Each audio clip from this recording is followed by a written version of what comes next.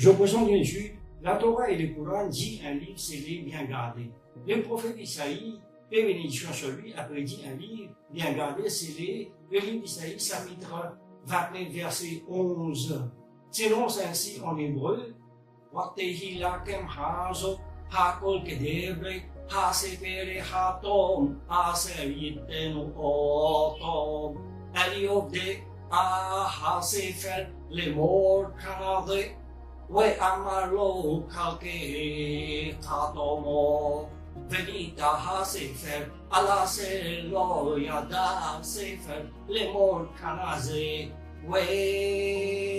ואמרו ידעתי ספר signifie toute la révélation et pour vous comme le mot d'un livre scellé que l'on donne à un homme qui sait lire en disant lis donc cela et qui répond je ne le puis car il est scellé.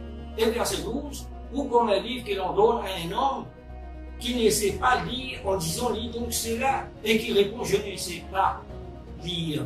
Cela signifie un livre bien gardé, scellé, dans son authenticité, personne ne peut pas y accéder à ce livre. Allah subhanahu wa ta'ala dit dans la sourate An-Kabut, chapitre 29, verset 48, les versets suivants, وَمَا كُنْتَ مِنْ قَبْلِهِ مِنْ كِتَابٍ ولا تقوطوه بيمنك إذا الله تاب المبتلون.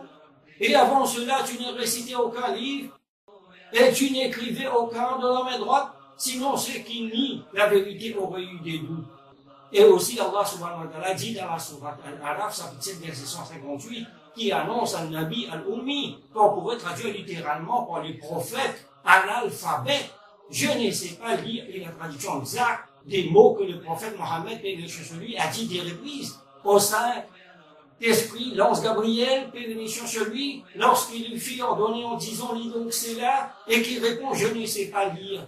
Allah subhanahu wa ta'ala dit dans la sourate Al-Buruj, chapitre 85, verset 22, le Coran, la parole préservée sur une tablette auprès d'Allah, est grammaticalement traité par la plupart des lecteurs récitateurs comme un adjectif d'éloge. Il fait allusion au fait que le démon ne peut pas y accéder parce que son emplacement est suffisamment bien gardé. En plus, il est en lui-même gardé des sorts que Satan ne peut ni ajouter ni en diminuer. Il se trouve dans un lieu élevé, préservé de tout ajout, diminution, d'altération ou d'essentiellement.